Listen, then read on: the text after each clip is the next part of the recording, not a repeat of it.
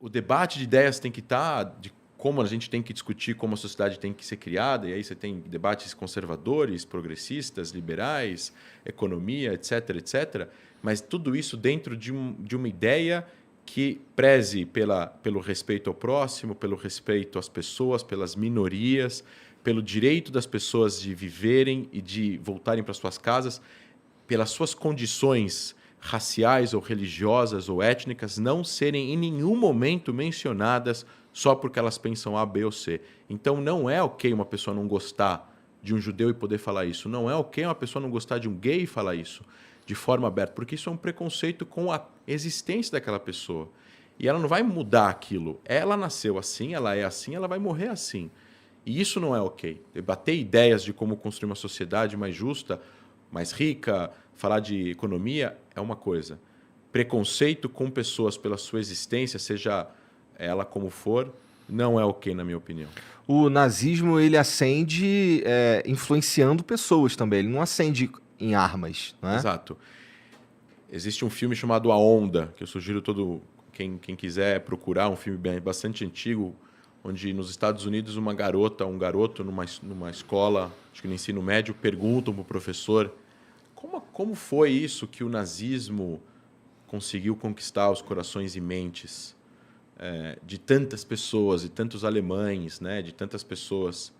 E ele monta um esquema de domínio, de poder, de influência de poder e de o que a gente chama de criação de inimigos externos, onde pessoas deveriam ser perseguidas e outras deveriam ser protegidas. E ele cria um sistema, um microsistema na escola, como se fosse um regime nazista. E aí ele, em um dado momento, ele acaba mostrando a realidade para os estudantes num evento. E isso é muito marcante. O meu avô, pai do meu pai, sobreviveu ao Holocausto. Ele fugiu de um campo de extermínio, Sobibor, que era um campo que as pessoas chegavam e morriam automaticamente. Tocava música clássica na estação de trem. As pessoas desciam achando que iam tomar banho, marchavam até a câmara de gás, entravam e morriam. Meu avô, por sorte, disse que era jardineiro quando ele chegou. E botaram ele de lado. E ele misturava as cinzas dos mortos que eram queimados nos fornos depois da câmara de gás com a terra para poder fazer espaço. E 6 meses depois, eles se juntaram com vários judeus e alguns presos russos que estavam lá, fizeram uma revolta bem-sucedida e mataram 10 ou 11 oficiais da SS, cada um em algum lugar diferente do campo. Isso desestabilizou as forças polonesas que estavam guardando as entradas dos campos. Tinham 11 oficiais da SS, que eram considerados as pessoas mais hierarquicamente mais capacitadas lá, e tinham soldados poloneses guardando a parte do campo como se fossem vigias. Eles se desestabilizaram e muitos judeus fugiram. Meu avô participou da revolta, matou um nazista e fugiu. 300 pessoas fugiram, 55 sobreviveram dessa fuga. Meu avô foi um deles, senão não estava aqui hoje. E meu avô conta num filme, num documentário que o Spielberg fez ao redor do mundo, filmando várias pessoas que sobreviveram ao Holocausto. Meu avô participou desse documentário em 96, ele contou a história dele. Ele tinha que fugir dos poloneses, porque a fisionomia dele confundia os alemães. Não entendiam ele como judeu, mas os poloneses não judeus identificavam ele como judeu. E ele foi várias vezes pego por poloneses que não eram alemães, e foi enterrado vivo e foi colocado em poços de lama para se afogar. E ele conseguiu sobreviver umas 3 vezes a tentativas de assassinato depois que ele fugiu do campo de extermínio. E o que os poloneses, então, estavam tentando fazer se ele estava fugindo do campo de extermínio? Porque esses poloneses, eles também aprenderam em algum lugar esse discurso de ódio. Eles também acreditaram nesse discurso de que é ok odiar uma minoria, é ok colocar como bode expiatório e é ok matar uma pessoa.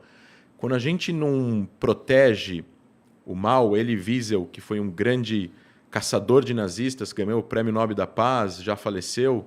Ele tinha um instituto que educava sobre o Holocausto e perseguia e tentava identificar nazistas que conseguiram escapar à justiça após a Segunda Guerra. Ele dizia que para o mal vencer, o bem não precisa fazer nada.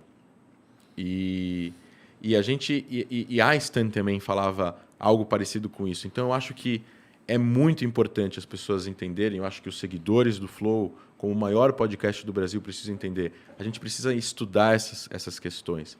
A gente precisa construir no Brasil e continuar construindo uma sociedade mais fraterna com as outras pessoas que são diferentes, sem preconceitos. E isso, para acontecer, não pode haver, de jeito nenhum, uma normalização, uma banalização, uma normalização de um dos períodos mais sombrios que aconteceu na história da humanidade. O Brasil foi palco.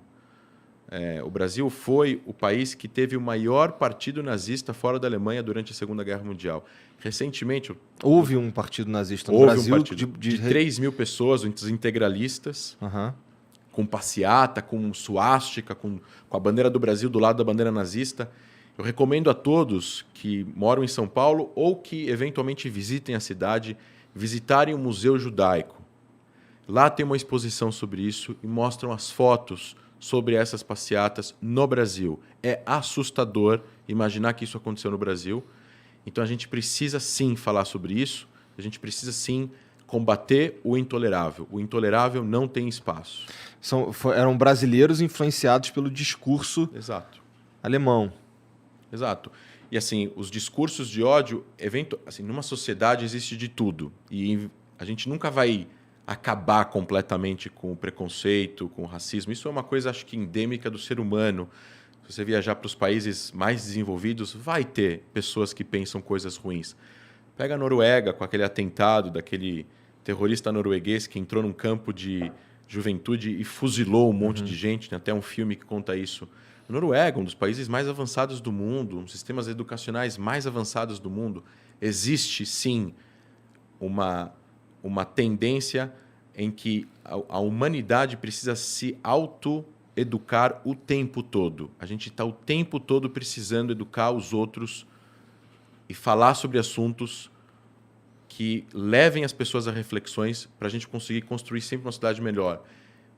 Vai diminuir, não vai desaparecer, mas isso não pode ser normalizado. Precisa ser combatido. No Brasil é ilegal a apologia ao nazismo. No mundo inteiro tirando nos Estados Unidos, por questões culturais dos Estados Unidos, a maioria das pessoas e dos países são contra essa liberdade que existe nos Estados Unidos. Recentemente passou um vídeo de uma passeata nazista em Orlando, onde as pessoas estavam com bandeiras nazistas. Há poucos anos atrás teve naquele caso de Chernobyl, acho que é o nome da cidade, onde teve protestos dos dois lados, teve atropelamento, teve morte. A gente não pode normalizar. Aquela foto daquele policial negro protegendo pessoas que estão com bandeiras nazistas. Que se pudessem chegar ao poder, eles com certeza matariam ou com certeza perseguiriam aquele mesmo policial que estava protegendo a vida deles, para eles poderem gozar da sua pseudo-liberdade de protestar ou de falar o que eles tinham lá para falar. E isso é uma coisa que eu acho que a sociedade precisa entender.